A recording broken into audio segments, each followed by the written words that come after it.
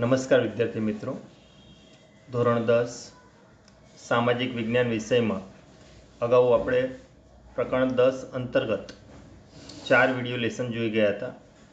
આજના આ 5મા લેસનમાં મહત્ત્વના અગત્યના 2 પોઈન્ટ જોઈશું કે જેની અંદર કૃષિ ક્ષેત્રના સુધારાઓ, કૃષિ ક્ષેત્રે જે સુધારાઓ થયા એ સુધારાને 2 ભાગમાં વહેંચવામાં આવે છે.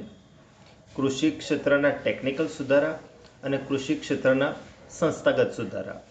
આ બંને પ્રશ્નો 4 ગુણના પ્રશ્નો તરીકે મોસ્ટ ઇમ્પોર્ટન્ટ છે. મોટાભાગે આ પ્રકારની અંદર 4 ગુણના પ્રશ્નો માટે 5 પ્રશ્નો મહત્ત્વના છે કે જેમાંથી બોર્ડની પરીક્ષામાં પૂછવાની શક્યતા 90% જેટલી છે. આ 5 પ્રશ્નોમાં કૃષિના પ્રકારો, કૃષિ પદ્ધતિઓ, હરિયાળી ક્રાંતિ, ટેકનિકલ સુધારા અને સંસ્થાગત સુધારા. એટલે અહીંયા ટેકનિકલ સુધારા આપણે પહેલો પોઈન્ટ જોઈએ. ટેકનિકલ સુધારાની કોને કહેવાય? તો ભારતમાં ખેતી ક્ષેત્રે બિયારણ, ખાતર, ખેતીના સાધનોમાં આવેલા પરિવર્તન ટેકનિકલ સુધારા તરીકે ઓળખાય છે. એટલે કે કૃષિ ક્ષેત્રમાં કૃષિ માટે આવેલી અવનવી ટેકનોલોજી કે જેને આપણે ટેકનિકલ સુધારા કહીએ છીએ. આ પ્રશ્નમાં આપણે 10 પોઈન્ટ પહેલાં તૈયાર કરવાના, 10 પોઈન્ટના સંદર્ભમાં જવાબને સમજાવવાનો છે. જે ઝડપથી યાદ રહી શકે એના માટે આપેલા 10 પોઈન્ટમાં પહેલો પોઈન્ટ છે કૃષિ ક્ષેત્રે યાંત્રીકરણ, સિંચાઈ, રાસાયણિક ખાતરોનો ઉપયોગ, જંતુનાશક દવાઓ, નવી માહિતી અને માર્ગદર્શન, ગ્રામ સેવકો, ખેડૂત તાલીમ કેન્દ્રો, કૃષિ યુનિવર્સિટીઓ, એ પછી કૃષિ મેળા અને કૃષિ સંશોધક સંસ્થાઓ. આ 10 પોઈન્ટ તમે સમજાવી દો એટલે આખો જવાબ પૂરો થઈ જાય છે. તો આપણે 10 પોઈન્ટને સમજાવવા માટે પહેલાં જોઈએ યાંત્રીકરણ. તો યાંત્રીકરણના સંદર્ભમાં આપણે જોઈએ કે કૃષિ ક્ષેત્રે પહેલાં સામાન્ય સાધનનો ઉપયોગ થતો કે જેમાં બળદ, હળ, રહેટ, કોસ, ઢીકવો, એ સિવાય ગાડું અને સાદા અને ટાંચા સાધનનો ઉપયોગ થતો.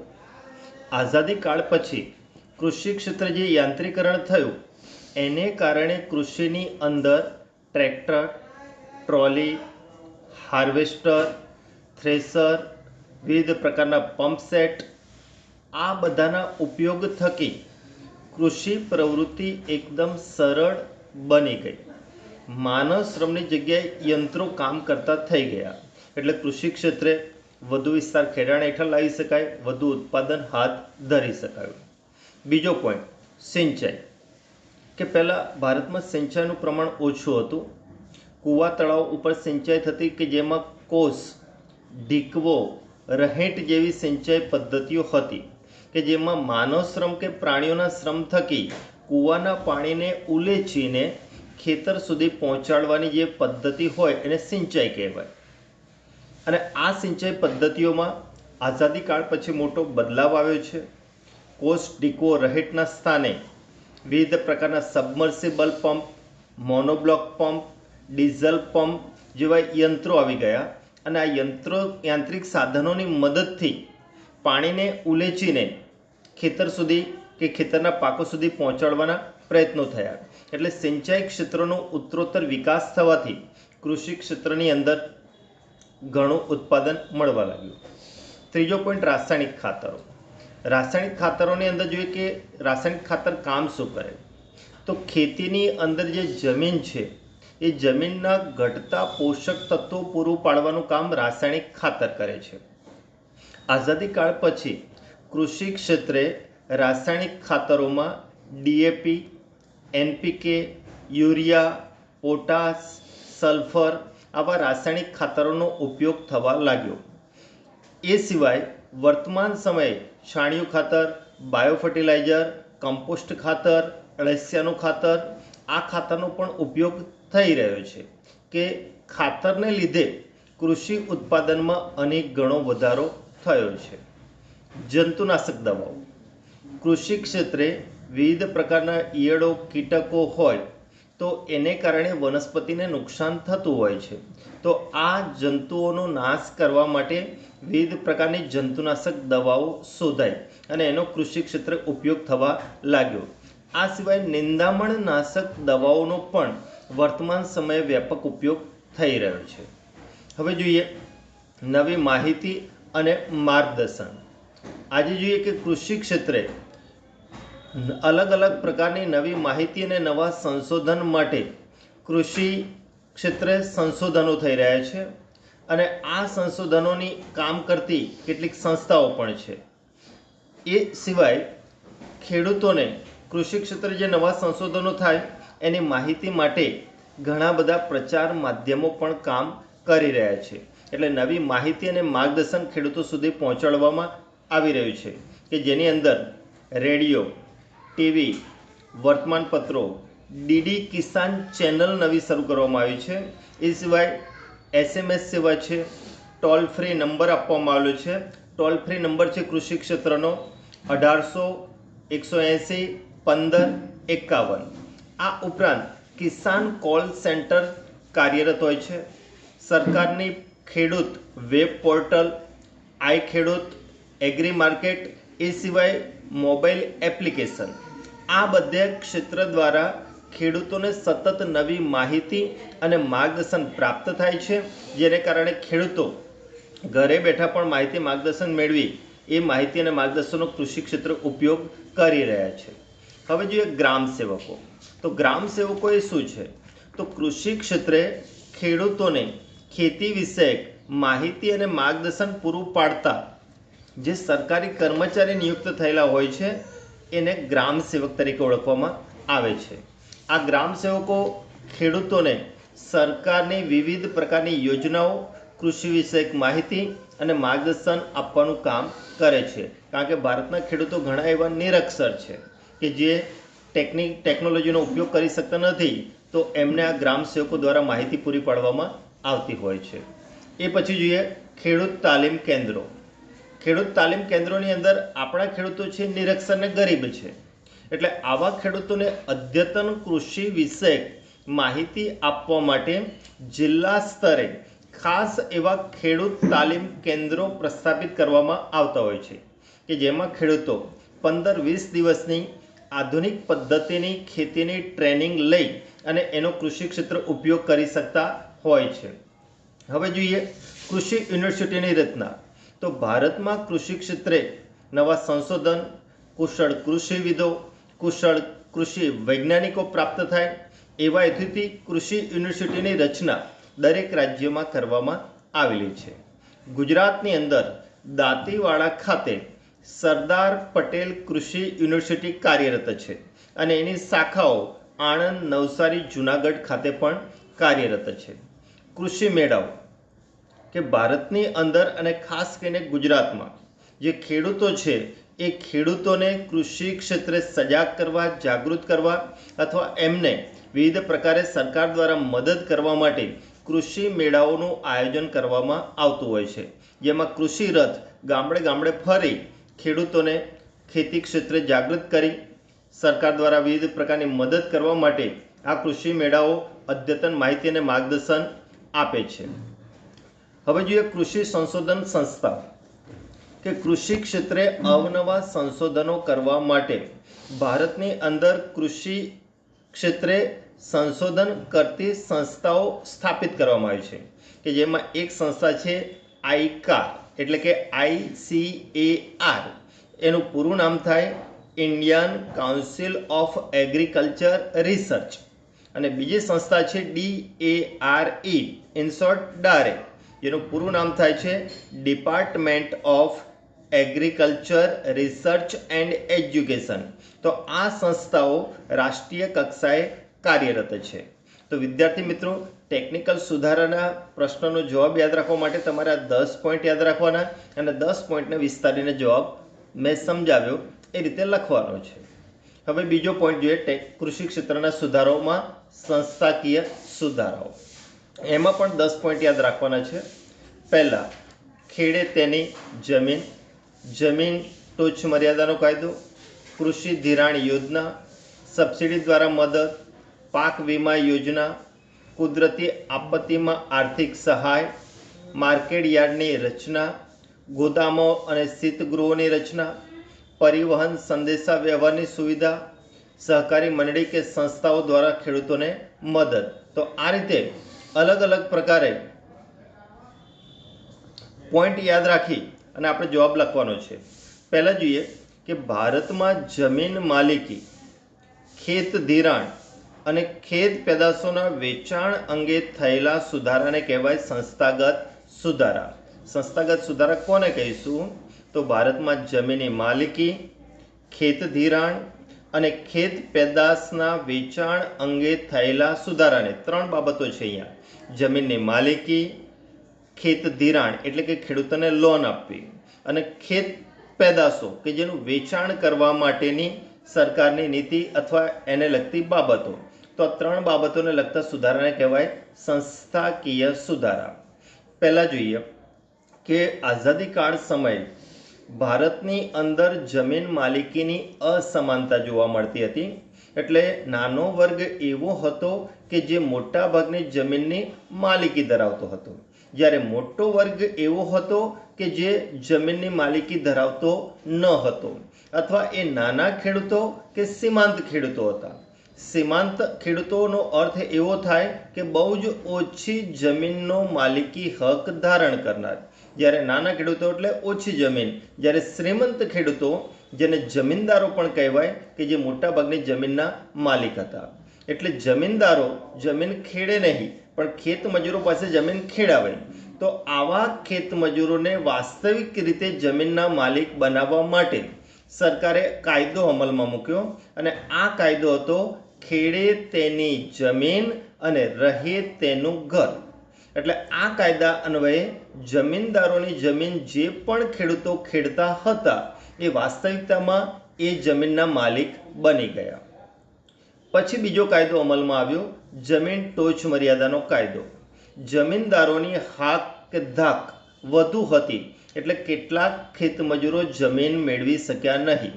એટલે સરકારે બીજો કાયદો અમલમાં મૂક્યો, જમીન ટોચ મર્યાદાનો કાયદો, કે જે અન્વયે કોઈ પણ ખેડૂત વધુમાં વધુ અમુક એકર કે હેક્ટર જમીન ધારણ કરી શકે. જો એથી વધારે જમીન હોય તો સરકાર એ જમીન જપ્ત કરી લે, અને આવી જમીન વિહોણા ખેત મજૂરોને સરકાર આપી શકતી. આવો એક પ્રયત્ન વિનોબા ભાવેએ કર્યો કે જેને કહેવાય ભૂદાન યજ્ઞ. એટલે વિનોબા ભાવે શું કરતા કે ગામડે ગામડે ફરી કે જે જમીનદારો હતા એમને સમજાવે, અને સમજાવ્યા પછી એ જમીન દાનમાં મેળવતા, એટલે એને ભૂદાન કહેવાય. અને દાનમાં મેળવેલી જમીન છે એ સ્થાનિક જ જે જમીન વિહોણા વ્યક્તિઓ હતા એમને એ જમીન આપી દેવામાં આવતી. એટલે આ રીતે જમીન માલિકીની અસમાનતાને દૂર કરવા માટે આ બે કાયદા અસ્તિત્વમાં આવ્યા, કે જેમાં ખેડે તેની જમીન અને જમીન ટોચ મર્યાદાનો કાયદો. હવે ખેડૂતો જમીનના માલિક તો બન્યા પણ આર્થિક રીતે નબળા હતા. એટલે કૃષિ ક્ષેત્રે યંત્રો, ખાતર, દવા, બિયારણનો ઉપયોગ કરી શકતા ન હતા. એટલે ખેત ઉત્પાદન ઓછું મળે. તો આવા સમય સંજોગોમાં ભારત સરકારે કૃષિ ધિરાણ યોજના શરૂ કરી.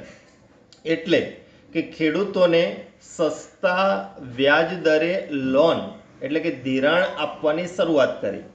આજે જો કે 0% વ્યાજ દરે આ ધિરાણ ખેડૂતોને આપવામાં આવી રહ્યું છે, કે જેનો ખેડૂતો કૃષિ ક્ષેત્રે ઉપયોગ કરી વધુ કે મબલખ ઉત્પાદન હાથ ધરી શકે.